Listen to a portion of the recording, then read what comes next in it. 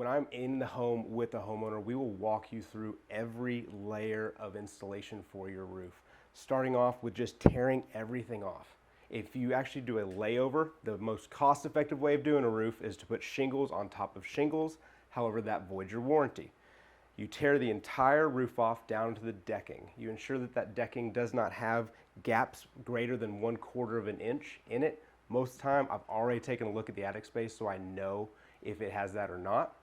Then you will go on with your first run is called ice and water barrier. The standard for most areas is 1 run or 3 foot wide of ice and water shield.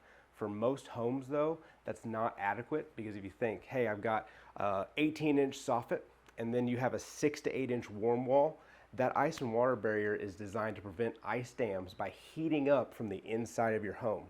If it's not over that warm wall enough to heat up, it's not doing anything, and those ice dams can actually build up underneath your shingles and all the way leaking into your home.